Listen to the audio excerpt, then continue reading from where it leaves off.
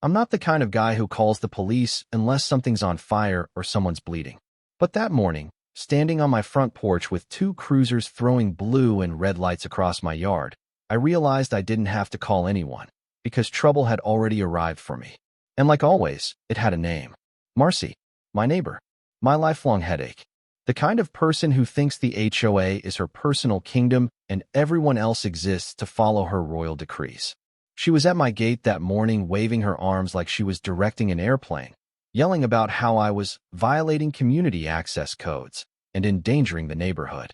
The officers stepped out looking like they weren't paid enough to deal with this level of suburban drama. And honestly, they weren't. Sir, the older one said, walking toward me with a clipboard tucked under his arm. We got a report of an unauthorized barrier across a potential public access lane. It's not public, I said, rubbing my eyes because I hadn't even had coffee yet. That's my driveway. My property. Has been for 30 years. Marcy scoffed behind the officer. People use it all the time. That makes it a shared road. Yeah, I answered. People use it because they don't know how to mind their damn business. That doesn't magically turn it into public land. The younger officer, Alvarez, pointed at the stack of documents I'd set out on the patio table. Do you have proof of ownership? I handed him the deed. The original, signed by my father when he bought the land before the subdivision even existed. He skimmed it. His eyebrows lifted a little. Then he nodded to his partner. Legally, Alvarez said, turning to Marcy. He's within his rights to block access. Marcy stared at him like he'd personally betrayed her. This isn't fair. This isn't over. It never is, I muttered. But the officers weren't done. Alvarez leaned in, lowering his voice. Why close it off now, though? You've had issues with people cutting through before, right? I hesitated. I didn't want to tell them the truth. Not yet. Because the truth sounded insane. But that week, everything had flipped upside down. And it all started with a shovel. See, I'm a carpenter. A good one. I've always worked on my land, fixed things myself, restored old stuff.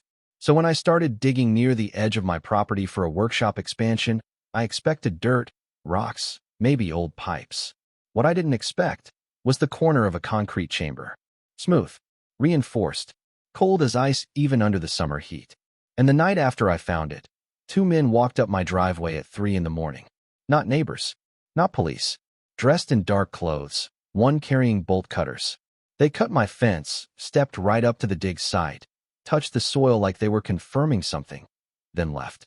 No attempt to break in. No attempt to steal. Just checking, verifying, scouting. And the next morning, my lock had been replaced with a different one. That's when I put up the gate. But I didn't tell the officers any of this.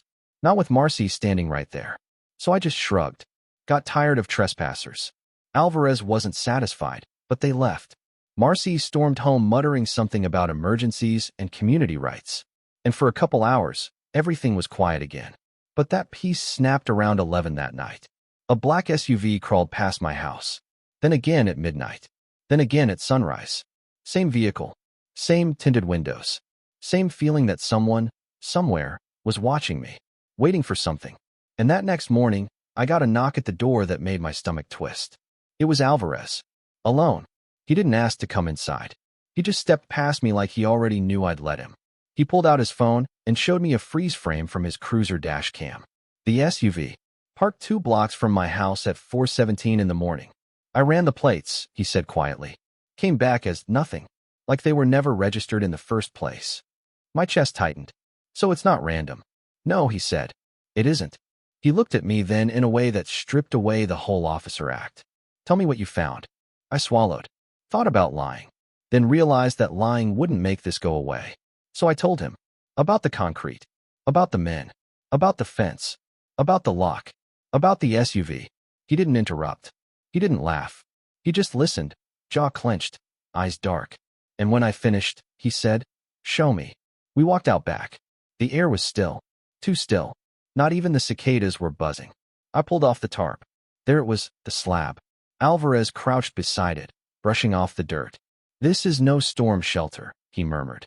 "This is engineered, reinforced, designed to stay buried." "I know," I whispered. Then he said the words that chilled me. "You shouldn't be anywhere near this." "That's what the men in the SUV think too," I told him. He swallowed. "This might be bigger than both of us." I exhaled. So what do we do? We find out what's under it, he said softly. But carefully. No panic. No backup. No reports. We move before whoever's watching decides to move first. Before I could answer, a sudden knock rattled my front door. Hard. Urgent. We froze. Alvarez reached for his holster. He checked the peephole. Then he looked back at me and whispered, "It's your neighbor. Marcy? Now what?"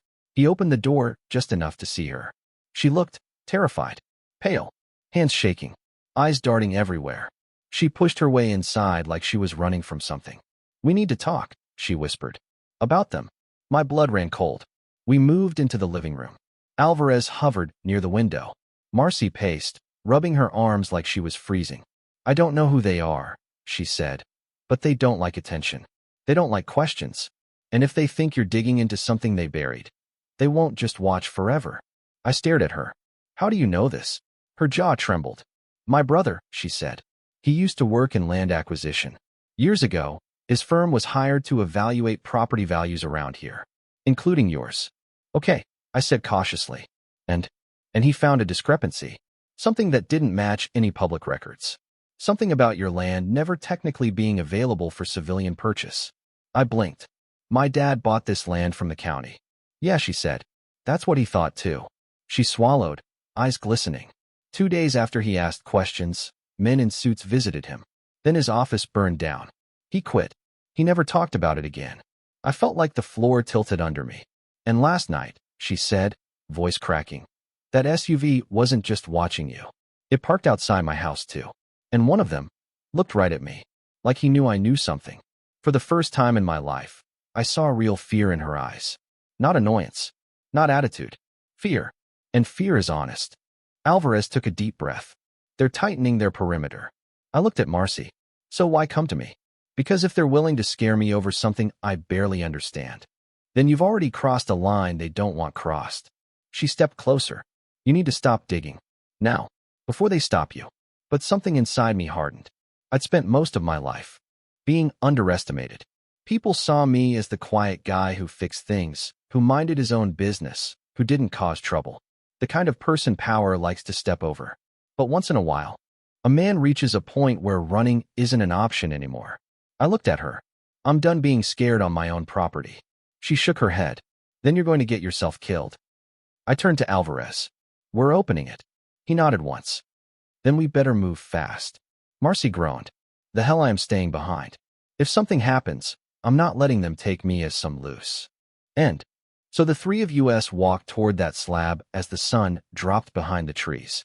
The world felt swallowed by silence. I set the crowbar into the concrete seam. Alvarez braced beside me.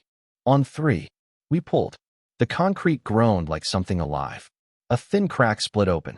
A gust of stale, cold air rushed out, smelling like metal and dust and forgotten years. Another heave. Another inch. Then the slab shifted enough to reveal a hole. A ladder descended into darkness. Perfect metal rungs. Untarnished. Untouched. I felt my heartbeat in my throat. "This isn't old," Alvarez whispered. "This was meant to stay operational." I stepped back, ready to climb down, but he grabbed my arm. "No. I go first. If something happens, you pull Marcy out and run." Marcy scoffed quietly. "Run where?" Alvarez didn't answer. He went down, step by step. His flashlight beam bounced, carving shapes on the metal walls. I followed, Marcy behind me. The deeper we went, the colder it got. The air felt manufactured, conditioned, controlled. The floor at the bottom was smooth metal.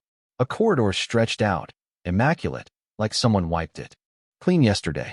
Faded warning signs lined the walls, written in a language I didn't immediately recognize. Alvarez stared at one of them. Latvian, he muttered. Maybe Russian. My stomach twisted.